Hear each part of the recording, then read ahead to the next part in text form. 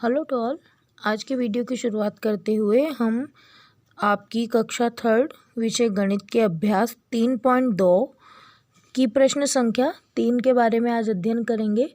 जैसे अपन ने पिछले वीडियो में जोड़ बाकी की 5 संख्या के बारे में अध्ययन किया था, उसी के बारे में ये आगे के जो प्रश्न हैं वो उसी से जुड़े हुए हैं। इसे अपन सॉल्व करने की कोशिश करेंगे।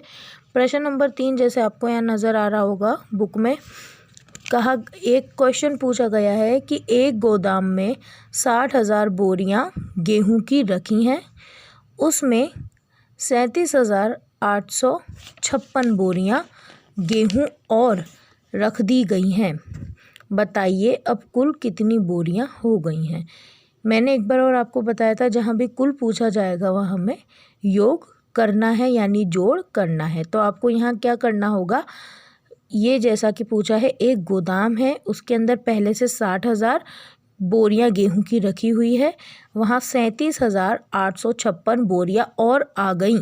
तो आप बताओ अब कुल कितनी बोरियां हैं जो कि गोदाम के अंदर मौजूद हैं। तो आप इसे पता करने के लिए क्या करेंगे, इसका हल कुछ इस तरीके से करेंगे। सबसे पहले आप लिखेंगे गोदाम में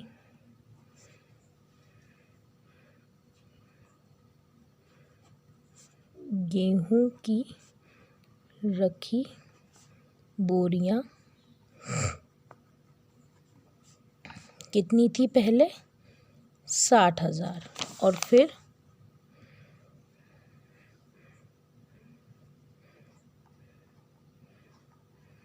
गोदाम में नई आई गेहूं की बोरियां, नई आई थी इसलिए ये लिखा है, वो कितनी है 37,856। अब हमें क्या बताना है यहाँ पर, कुल बोरियां कितनी है यहाँ पर। आप कैसे पता करेंगे, इनको आपस में जोड़ देंगे। यहाँ हमें क्या करना है, 0 में 6 को जोड़ना है। 0 में आप 6 जोड़ेंगे तो 6 ही उत्तर आएगा। 0 में 5 जोड़ेंगे 5 ही आएगा। 0 में 8 जोड़ेंगे 8 ही आएगा। 0 में 7 जोड़ेंगे यहाँ 7 ही आएगा। बचा 6 और 3। आप 6 में जोड़कर देखिए 3 क्या उत्तर आता है, 7, 8, 9। 6 में 3 जोड़ने पर क्या उत्तर आया है, 9। इस तरीके से उस गोदाम के अंदर उपलब्ध बोरियों की संख्या कितनी हो गई, 97,856। इसी तरीके के प्रश्न आगे भी दिए हैं, अब अपन उनको सॉल्व करने की कोशिश करेंगे।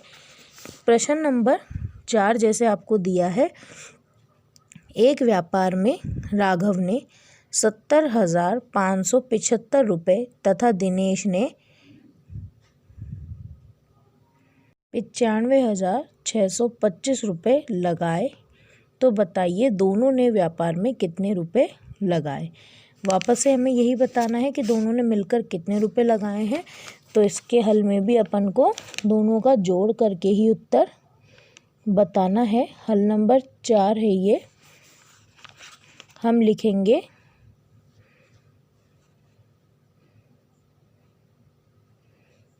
एक व्यापार में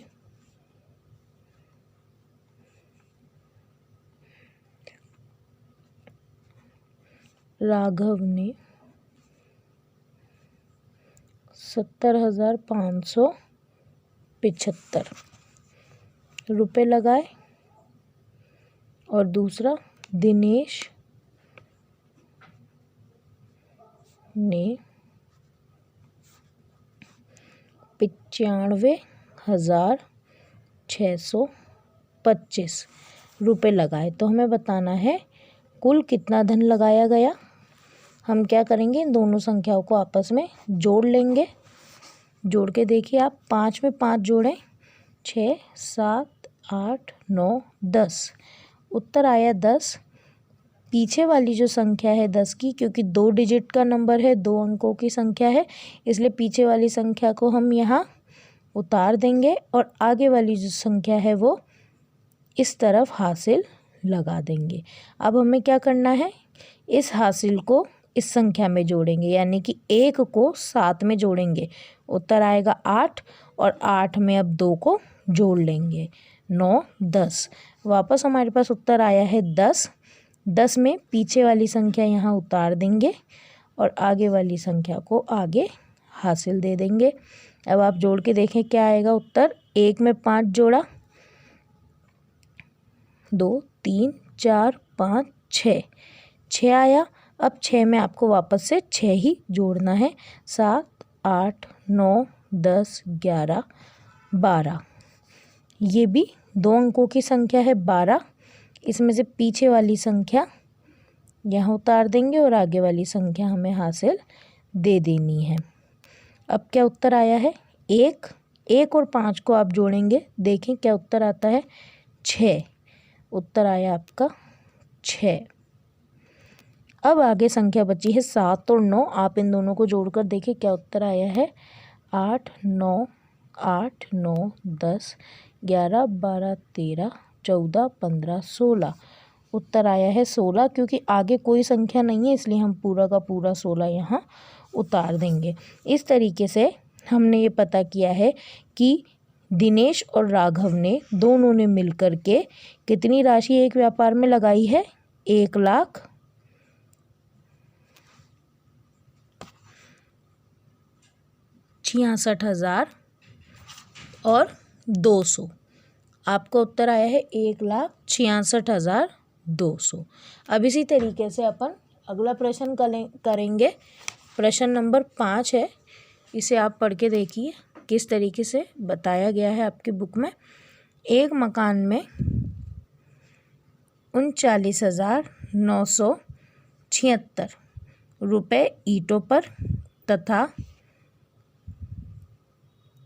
95,759 रुपये अन्य सामान पर व्यय किए गए हैं। बताइए कुल कितने रुपए व्यय किए गए। तो प्रश्न ये पूछा है, एक मकान बनाने में 29,976 रुपये तो ईंटों में खर्च कर दिए गए और बाकी सारा सामान लाने में 95,759 रुपये खर्च किए गए। तो हमें बताना है कि कुल व्यय यानी कुल खर्चा उस मकान को बनाने में कितना आया। तो ये पता करने के लिए भी हम जैसे पिछले प्रश्न करे थे उसी तरीके से सॉल्व करेंगे। यहाँ पर हल नंबर 5 है। ये क्या बताया है, ईंटों पर किया गया व्यय कितना है, 39,976।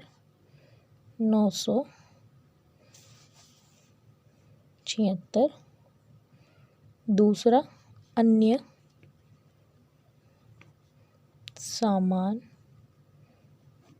पर किया व्यय वो कितना बताया है आपको, 95,759। अब क्या बताना है हमें, कुल व्यय यानी कुल खर्च कितना हुआ है। तो हम क्या करेंगे, इन सबको भी आपस में जोड़ देंगे। 6 में आप 9 जोड़कर देखिए क्या उत्तर आता है, 7, 8, 9, 10, 11, 12, 13, 14, 15। आंसर आया है 15। क्योंकि 15 2 अंकों की संख्या है इसलिए पीछे वाला अंक हम यहाँ उतार देंगे, आगे वाला अंक अगली संख्या को हासिल में दे देंगे। अब हमें क्या करना है, 7 और 1 को जोड़ेंगे तो 8, 8 के अंदर अब हमें 5 और जोड़ना है, 9, 10, 11, 12, 13। उत्तर आया 13। 13 भी 2 अंकों की संख्या है, 3 यहाँ उतार देंगे और 1 आगे हासिल दे देंगे। अब आप वापस जोड़ करके देखिए, 9 और 1 को जोड़ा 10, 10 में आप 7 जोड़िए, 11, 12, 13, 14, 15, 16 और 17। वापस से 2 अंकों की संख्या आई है, इसमें से पीछे वाला अंक हम यहाँ उतार देंगे और आगे वाला अंक हासिल लगा देंगे। 9 और 1 को जोड़ेंगे 10, 10 में 5 जोड़िए 11, 12, 13, 14, 15। उत्तर आया है 15। 15 में से 5 इस तरफ उतारेंगे और 1 आगे हासिल दे देंगे। 3 और 1 को जोड़ा 4, 4 के अंदर 9 जोड़िए 5, 6, 7, 8, 9, 10, 11, 12, 13। क्योंकि आगे कोई और संख्या नहीं है इसलिए यहाँ 13 पूरा ऐसे कैसे उतार लिया जाएगा। इस तरीके से हमने योग करके बताया कि एक मकान के निर्माण में जहाँ ईंटों पर किया गया व्यय 29,976 था और अन्य सामान पर किया गया व्यय 95,759 था, वहाँ उस मकान की बनवाई पर कुल किया गया जो व्यय है वो कितना रहा है? 1,35,735। ठीक है, इसी प्रकार से अब हम अगला प्रश्न करेंगे। अगला प्रश्न नंबर 6 है। उसमें कहा गया है एक शहर में 37,656 पुरुष, 36,487 स्त्री और 28,456 बच्चे हैं। तो बताइए कि शहर की कुल जनसंख्या कितनी है। तो हमें क्या करना होगा, यहाँ पर तीनों का जोड़ करना होगा कि उस शहर में कितने स्त्री, कितने पुरुष और कितने बच्चे हैं। तो इसे हम कुछ इस प्रकार से हल करेंगे। हल नंबर 6 है ये। हम सबसे पहले लिखेंगे शहर में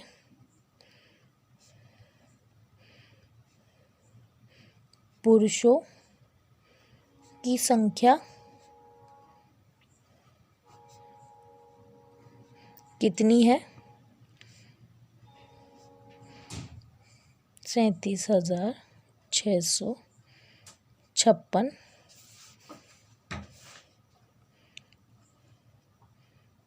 स्त्री की संख्या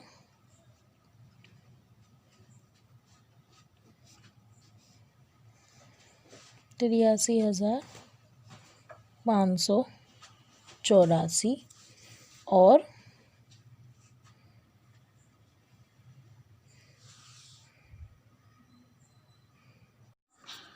हल नंबर 6 कुछ इस प्रकार से होगा।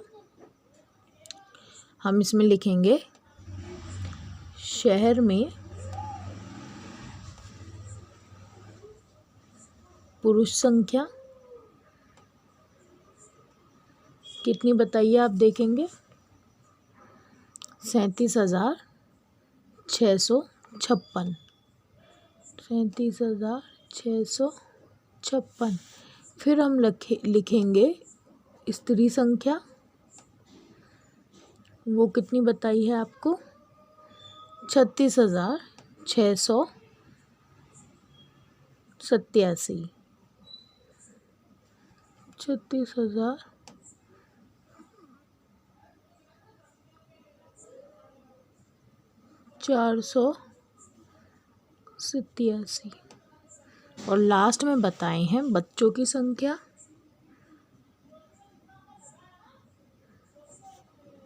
कितने हैं?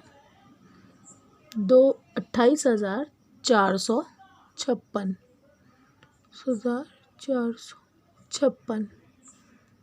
और लास्ट में आपसे क्या पूछा गया है यहाँ? कुल जनसंख्या, यानी कि उस शहर के अंदर रहने वालों की कुल संख्या कितनी है। तो अपन इन सबको प्लस कर लेंगे, हमें पता चल जाएगा कितने लोग उस शहर के अंदर रहते हैं। पहले आप 6 में 7 जोड़ेंगे, 7, 8, 9, 10, 11, 12 और 13। 13 में 6 जोड़ेंगे, 14, 15, 16, 17, 18, 19। आंसर आया है 19। 19 क्योंकि 2 अंकों का नंबर है इसलिए पिछला वाला अंक यहाँ लिखेंगे और आगे वाला अंक इस तरफ हासिल लगा देंगे। अब आप 5 में 1 जोड़ेंगे 6 आएगा। 6 में आप 8 जोड़ो, 7, 8, 9, 10, 11, 12, 13, 14। 14 में अब आप जोड़ेंगे 5, 15, 16, 17, 18, 19। आंसर आया है 19। 19 का 9 हम यहाँ लिखेंगे और 1 आगे हासिल लगा देंगे। अब आप क्या करेंगे, 1 और 6 को जोड़ेंगे, उत्तर आया 7। 7 में 4 जोड़िए, 8, 9, 10, 11।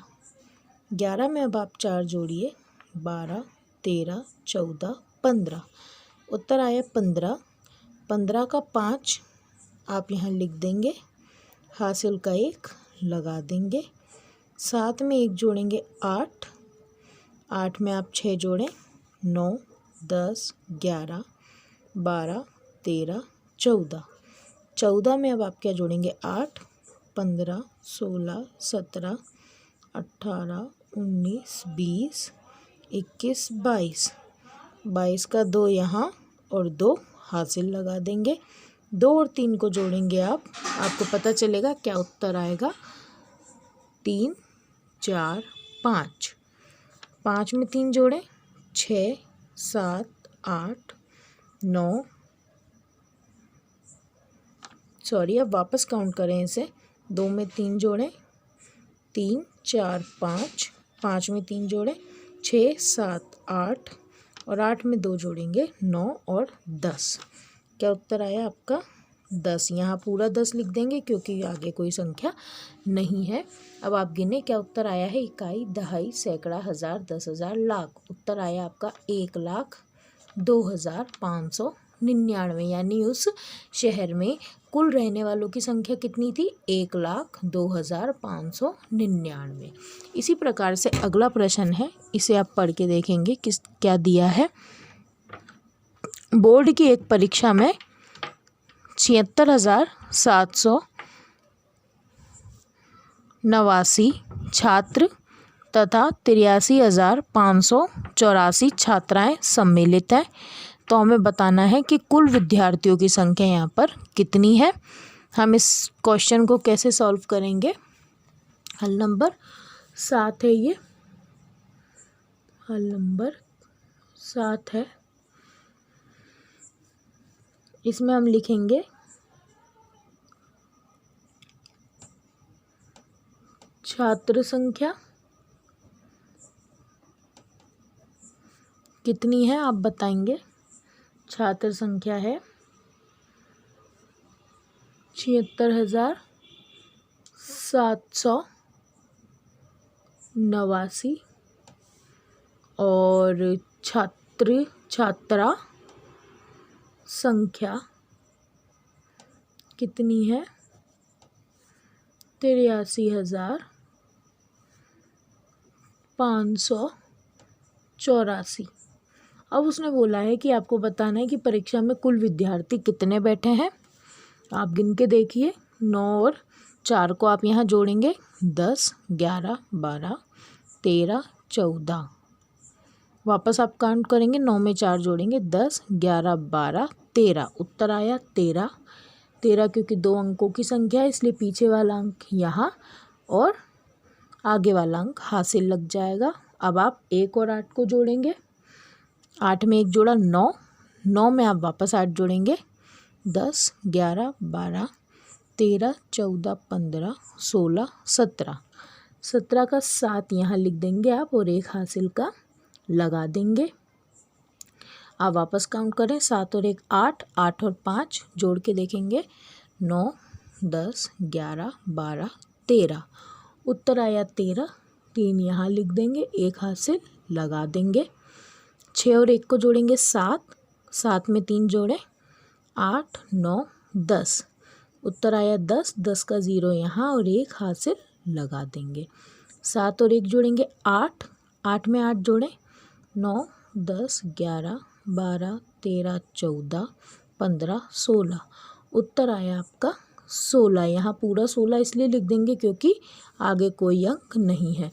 हमें पता चल गया कि परीक्षा में कुल विद्यार्थी कितने थे। कितने हुए आप गिन के देखो, पढ़ के देखो।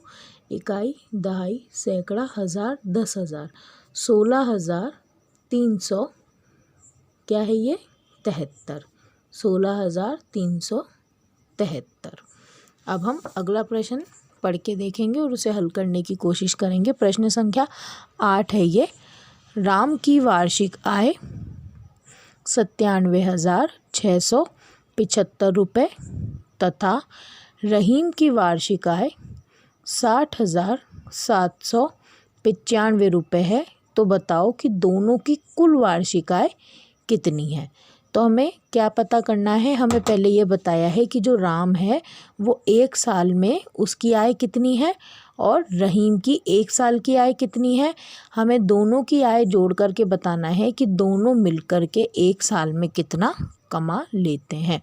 तो इसके लिए भी हमें इन दोनों की आय को जोड़ करना होगा। इसका हल कुछ इस प्रकार से होगा। हल नंबर 8 है ये। राम की वार्षिक आय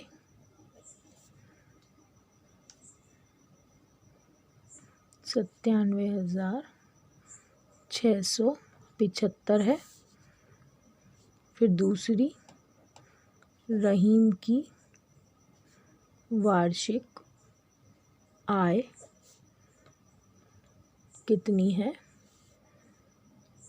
60,795। अब आपको बतानी है कि दोनों की कुल आय कितनी है। तो क्या करेंगे, आप इन सबको आपस में प्लस कर देंगे, जोड़ देंगे। आप जोड़ कर देखिए, 5 में 5 जोड़िए, 6, 7, 8, 9, 10। उत्तर आया 10। क्योंकि 2 अंकों की संख्या है इसलिए 10 का 0 यहाँ और 1 हासिल लग जाएगा। 7 और 1 को जोड़ेंगे आप 8, 8 में 9 जोड़ें, 9, 10, 11, 12, 13, 14, 15, 16, 17। आंसर आया 17। 17 का 7 यहाँ लिख देंगे और 1 हासिल लगा देंगे। 6 और 1 को जोड़ेंगे 7, 7 में आप 7 जोड़ें, 8, 9, 10, 11, 12, 13 और 14। 14 का 4 यहाँ हासिल का 1 यहाँ आ जाएगा। 7 में 1 जोड़ेंगे 8 और 8 में 0 जोड़ेंगे तो 8 ही रहेगा। अब अगली संख्या है 9 और 6 को जोड़ना है। जोड़ के देखिए, 10, 11, 12, 13, 14, 15। उत्तर आया है 15। इसे पूरा 15 लिख देंगे क्योंकि आगे कोई भी संख्या नहीं है। अब आप काउंट करके देखें, पढ़ के देखें क्या संख्या बनी है। इकाई, दहाई, सैकड़ा, हज़ार, 10,000, लाख। यानी दोनों की वार्षिक आय कुल मिलाकर कितनी है, 1,98,470। ठीक है, इस तरीके से उत्तर आया है। अब अपन अगला प्रश्न पढ़ेंगे। प्रश्न नंबर 9 है ये। मनीष को एक व्यापार में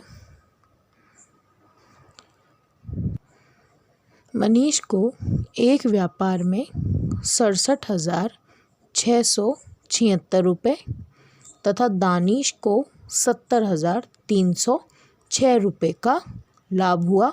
बताइए दोनों को कुल कितने रुपए का लाभ हुआ। यानी इसमें बताया है कि एक व्यापार है, उसमें मनीष को लाभ हुआ है और दानिश को भी लाभ हुआ है। तो दोनों ने कुल मिलाकर कितना लाभ कमाया ये हम पता करेंगे। इसमें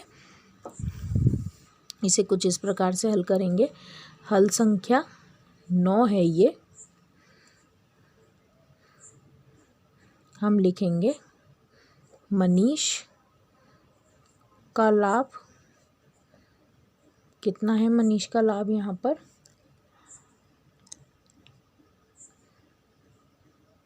67,676।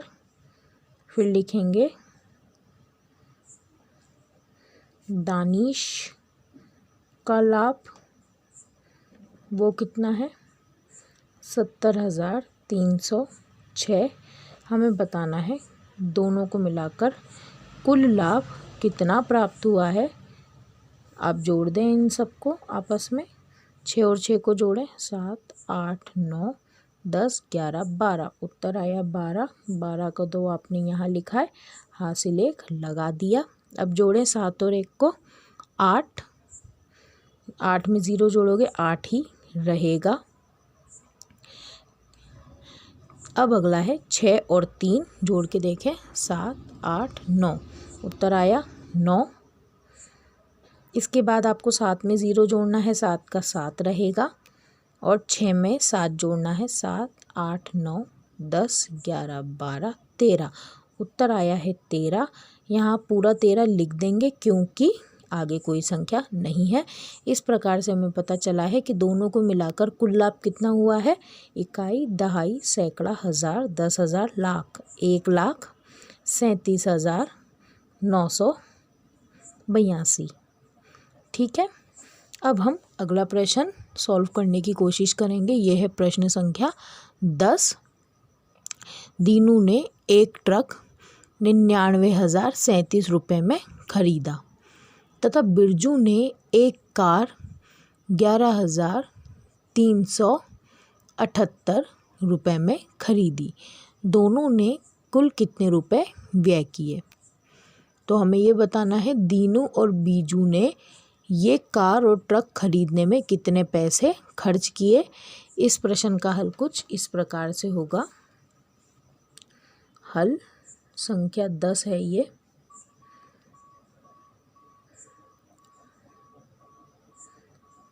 दीनू का व्यय यानी दीनू ने जो खर्चा किया है वो कितना किया है, 99,037। दूसरा है बिरजू ने कार में व्यय किया है, बिरजू का व्यय आएगा अब यहाँ, ये कितना है, 11,378। अब हमें पता करना है कुल व्यय कितना है। तो हम क्या करेंगे, इन सबको आपस में जोड़ देंगे। जोड़ के देखिए आप क्या उत्तर आता है। 7 में 8 जोड़ेंगे, 8, 9, 10, 11, 12, 13, 14, 15। उत्तर आया 15। 15 का 5 यहाँ, हासिल का 1 यहाँ लग जाएगा। अगला है 1 में 3 जोड़ेंगे, 4, 4 में 7 जोड़िए, 5, 6, 7, 8, 9, 10 और 11। उत्तर आया 11। 11 का 1 यहाँ और 1 यहाँ आप हासिल लगा देंगे। 1 में 0 जोड़ेंगे, 1 ही रहेगा, अब उसे आप 3 में जोड़ देंगे। 3 और 1 जोड़ें, 4। कितना आया, 4। अगली संख्या है 9 और 1। 9 में 1 जोड़ेंगे, 10। 10 का 0 यहाँ, हासिल का 1। 9 में 1 जोड़ा, 10 और 10 में 1 जोड़ा, 11। पूरा 11 इसलिए लिख देंगे क्योंकि इसके आगे कोई संख्या नहीं है। अब आप इसे गिन के देखें, दोनों ने मिलकर कुल कितना व्यय किया है, इकाई, दहाई, सैकड़ा, हज़ार, 10,000, लाख। दोनों ने मिलकर के 1,10,415 रुपये का व्यय किया है। आप लोगों को समझ में आया ये किस तरीके से सॉल्व करना है। अब अगला और अंतिम प्रश्न जो है, प्रश्न नंबर 11, ये प्रश्न आपको होमवर्क में खुद करना है, आपकी होमवर्क कॉपी के अंदर। बाकी सारे प्रश्न आपको CW कॉपी के अंदर कंप्लीट करने हैं। आपने बना ली होगी कॉपी, उसमें टाइम टू टाइम काम पूरे करते जाना है आपको। ये वाला प्रश्न आपको होमवर्क में कंप्लीट करना है। इसी से संबंधित कुछ और प्रश्न मैं आपको होमवर्क के लिए दूंगी, वो भी आपको होमवर्क वाली कॉपी में कंप्लीट करना है।